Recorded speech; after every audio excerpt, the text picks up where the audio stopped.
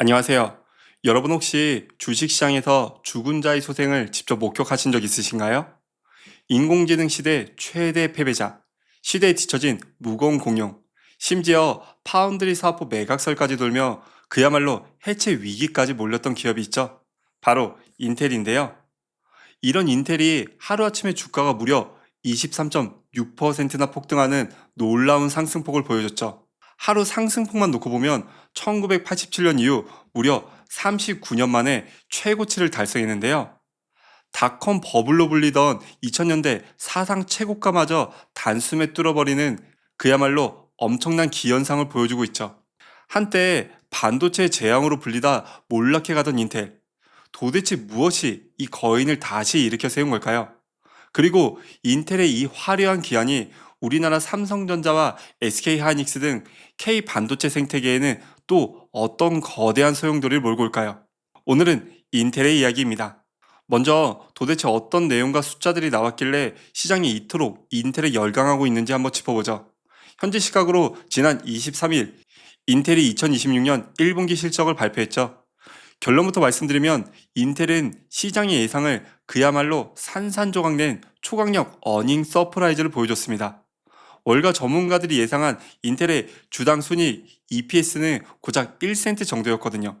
그런데 뚜껑을 열어보니 무려 29배나 높은 29센트를 기록한 거죠. 매출 역시 136억 달러로 우리 돈으로 약 20조 원을 넘기며 7분기 연속 이어지던 끔찍한 매출 감소세 고리를 마침내 끊어낼 수 있었죠. 특히 이번 실적 발표에서 더욱 주목할 부분이 있는데요. 데이터 센터 및 AI 성장 부분이에요. 이 부분의 매출이 전년 대비 22%나 급성장했죠. 인텔의 이런 사업 성과에 시장의 반응은 즉각 나타났는데요.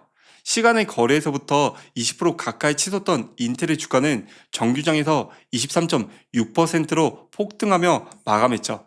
이번 호재는 단순히 인텔만의 나홀로 호재가 아니었는데요. 인텔이 꽉 잡고 있는 CPU 시장에 강력한 경쟁자가 있죠. 바로 AMD인데요. AMD 역시 최근 한 달간 주가가 무려 70% 넘게 상승하며 그야말로 펄펄 날고 있죠. 이 부분이 바로 오늘 우리가 주목해야 할 부분인데요. AI로 인해 GPU 붐에 밀렸던 만년 조연 신세로 전락했던 CPU 제조사들의 주가가 지금 반도체 대장주 엔비디아의 상승률을 압도할 수도 있다는 예측이 조심스럽게 나오고 있기 때문이죠. 이번 사태를 이해해 보려면 우리는 CPU와 GPU의 차이를 한번 되짚어 봐야 하는데요. 과거 PC 시대에 인텔의 중앙 처리 장치, 즉 CPU는 컴퓨터 시장의 절대 권력으로 불렸어요. 마이크로소프트의 윈도우와 함께 인텔의 CPU가 결합한 이른바 윈텔 동맹은 그 어떤 경쟁자도 넘볼 수 없는 철옹성 같은 어마어마한 해자를 구축했죠. 인텔은 이런 하드웨어 PC 시장에서 압도적인 기술력과 매출로 언제나 1등을 달리던 그야말로 반도체의 제왕과도 같았는데요. 하지만 애플로 인해 모바일 시대가 도래하면서 PC 시장의 성장세가 움츠러들며 시장의 관심을 잃기 시작하더니 AI 시대의 도래는 인텔에게 있어서 그야말로 사형선고와도 같았죠. 왜냐하면 AI 초기 단계인 학습 과정에서는 연산의 성격이 완전히 달랐기 때문인데요. 쉽게 한번 비유를 해보죠. CPU가 미적분부터 양자역학까지 혼자서 척척 풀어내는 천재 교수님이라면 엔비디아의 GPU는 말 그대로 간단한 덧셈이나 뺄셈 정도만 할 줄 아는 초등학생 10,000명 정도라고 보면 되죠. 우리가 AI에게 고양이 사진 1000만 장을 보고 고양이의 특징을 찾아내라고 지시를 했다라고 가정해보죠. 아무리 똑똑한 CPU 교수님이라도 혼자서 그 많은 사진을 한 장씩 정성껏 들여다보려면 세워라 내워라 시간이 엄청나게 걸리겠죠. 반면 GPU 초등학생 군단은 어떨까요? 비록 교수님처럼 복잡한 계산은 다소 떨어지더라도 10,000명이 한 번의 사진을 한 장씩 나눠 들고 동시에 확인을 하다 보니 압도적으로 빠르고 효율적으로 업무를 단숨에 처리해버릴 수 있죠. 반도체 업계는 이것을 병렬 처리 현상이라고 부르는데요. 초기의 AI의 학습 과정에서는 이런 병렬 처리가 매우 빠른 게 제일 중요했어요. 생성형 AI에게는 수십억 개의 단순한 행렬 곱셈이라는 방대한 데이터를 그야말로 무식할 정도로 빠르게 학습시키고 그거를 처리할 수 있어야만 AI가 가능했기 때문이죠. 그래서 똑똑한 인텔의 교수님 대신 단순하지만 압도적인 물량 공세가 가능한 초등학생 군단을 만든, 즉 엔비디아의 GPU가 AI 시대 필수 반도체로 자리 잡게 된 거죠. 이게 바로 엔비디아가 쟁쟁한 경쟁 기업들을 제치며 전 세계 시가총액 1위로 등극하는 결정적인 계기가 된 건데요. 반대로 AI 시장의 변화로 인해 천하의 인텔 CPU는 그저 초등학생들에게 사진이나 잘 나눠주는 똑똑한 보조 교수님 역할로 전락을 해버렸죠. 이렇게 시장의 패러다임이 단순하고 빠른 데이터 처리로 넘어가면서 똑똑하지만 느렸던 인텔의 몰락은 어찌 보면 당연한 수순이었죠. 그런데 2026년 현재 이 게임의 룰이 조금씩이 아니라 완전히 뒤집혀지고 있어요. 이제 AI 산업은 과거 방대한 데이터를 쏟아붓는 학습의 단계를 지나서 이젠 추론과 AI 에이전트 시대로 본격 진입했다라는 평가가 나오고 있죠. 추론은 쉽게 말해서 지금까지 방대한 데이터로 무식하게 암기하고 공부만 했던 AI가 드디어 실전에 투입돼 스스로 생각하고 답을 내는 단계를 일컫는데요. 앞선 비유를 빌리자면 고양이 사진 1000만 장을 보며 특징을 달달 외우는 게 학습이었다면, 길에서 난생 처음 보는 동물을 딱 보고 저건 고양이다 라고 판단을 내리는 실전 능력이 바로 추론 단계인 거죠. 그리고 이 추론 능력이 극대화되어서 우리 삶에 적용된 결정체가 바로 AI 에이전트인데요. AI 에이전트는 과거 생성형 AI에게 단순히 질문을 던지고 텍스트로 대답받는 과정을 넘어선 개념이에요. 예를 들자면 오늘 오후 3시에 내가 샌프란시스코로 가는 비행기표를 예매하고 내 캘린더에 일정을 등록한 뒤 호텔의 레이트 체크인을 요청하는 메일을 보내줘. 이런 복잡한 명령을 내렸다고 가정해보죠. 이제 이 AI 에이전트는 알아서 웹을 검색하고 여러 가성비 조건을 따지고 또 외부 도구들을 활용해서 임무를 완수해내는, 진짜 영화 아이언맨에 나오는 자비스 같은 비서 역할을 하게 된 거죠. 이 과정은 사진 수천만 장을 동시에 휙휙 훑어보는 병렬 처리와는 다른 지능이 필요해요. 예를 들어서 만약 A 항공사 표가 없으면 B 항공사를 알아보고 결제창에서 혹시라도 오류가 나면 C 방식을 써라라는 식으로 굉장히 다양한 변수 사항에 대해서 복잡한 조건들을 잘 처리할 수 있어야죠. 그야말로 제어 로직이 실수 없이 돌아갈 수 있어야 하는데요. 아까 말씀드린 예로 다시 돌아가면 이런 업무 지시를 내렸다고 했을 때 단순히 덧셈이나 뺄셈만 잘할 줄 아는 초등학생 1만 명이 있다고 하더라도 이런 복잡하고 연속적인 논리 퍼즐을 잘 생각해내고 풀고 대응하기는 매우 어렵죠. AI 에이전트가 잘 움직이기 위해서는 전체 사항을 종합적으로 분석하고 판단하고 실제 다음 행동까지 지시할 수 있는 그야말로 우리의 천재 교수님, 즉 인텔의 고성능 CPU가 다시 절대적으로 필요해진 거죠. 이게 바로 최근 몇 년 동안 몰락으로 조롱받던 인텔이 화려하게 부활하고 있다며 난리가 난 진짜 이유인데요. 모건 스탠리는 이 AI 에이전트의 확산으로 2030년 데이터 센터용 CPU 시장 규모가 최대 1,600억 달러까지 커질 것이라고 전망했죠. 기존 전망치보다 무려 60%나 상향된 수치를 다시 발표한 건데요. 이게 단순 모건 스탠리가 예상치를 좀 올렸구나 라는 기준이 아닌 게, 지금 빅테크 기업들에게서 이 CPU 부족 현상은 그야말로 어마어마하다고 해요. CPU 반도체가 워낙 부족하다 보니 미국에서는 재미있는 기현상까지도 나타나고 있는데요. 반도체를 만들 때 지금처럼 이런 웨이퍼에 여러 반도체를 만들어내는데, 요 끝에 보면은 아무래도 중앙에 있는 반도체 열보다 성능이 다소 부정확한 반도체들이 생산될 수밖에 없거든요. 이런 반도체를 스크래칩이라고 불러요. 즉 불량에 가까운, 과거 같으면 폐기물 취급을 받는 반도체였어요.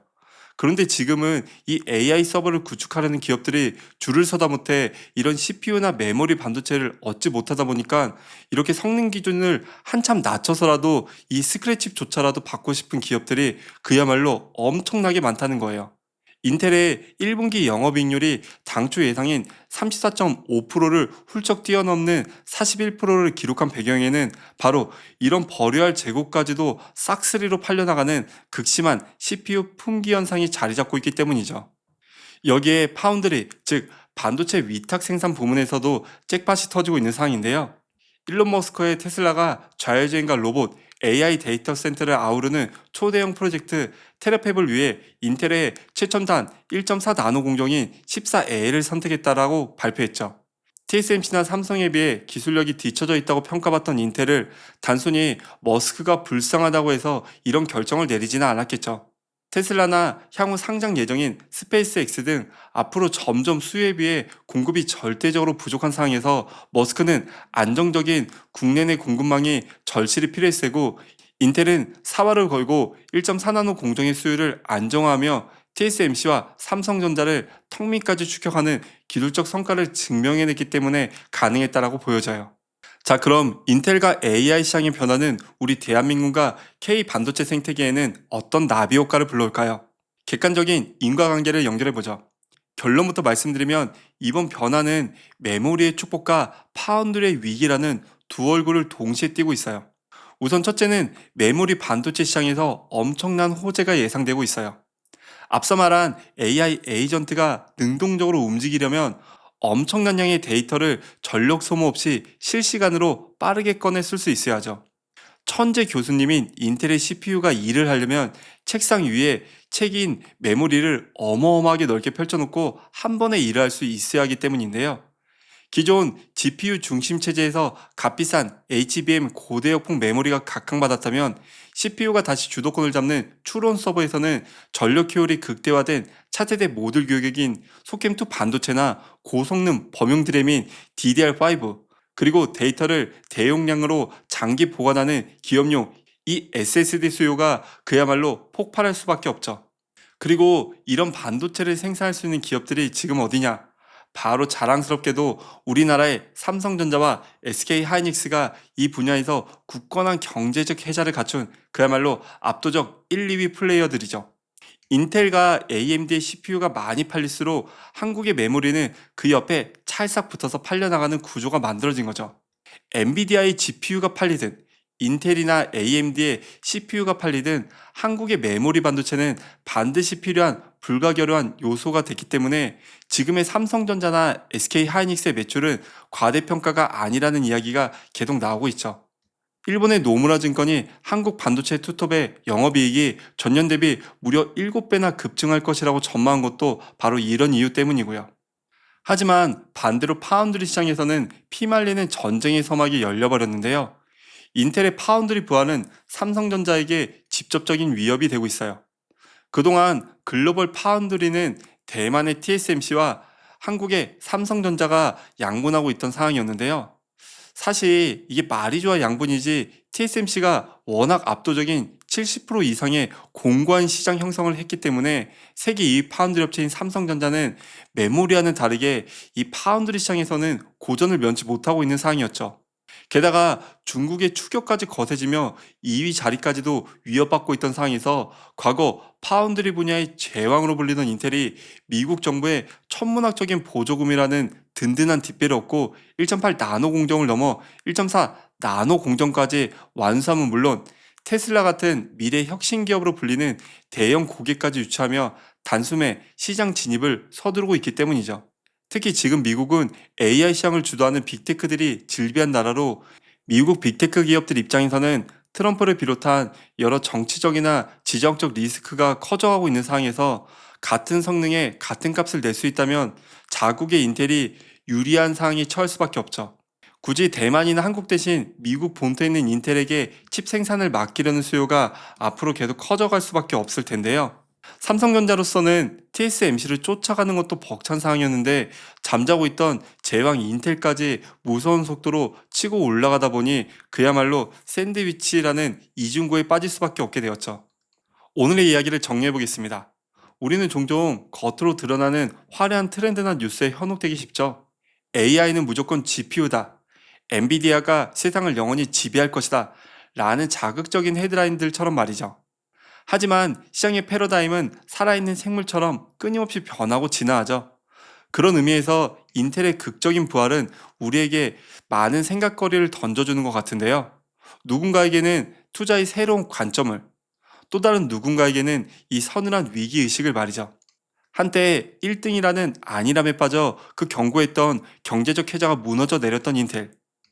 하지만 그들은 뼈를 깎는 구조조정을 견뎌냈고 AI 에이전트라는 새로운 시대의 파도를 타며 지금 다시 자신들만의 거대한 독점적 혜자를 재건축하려고 하고 있죠.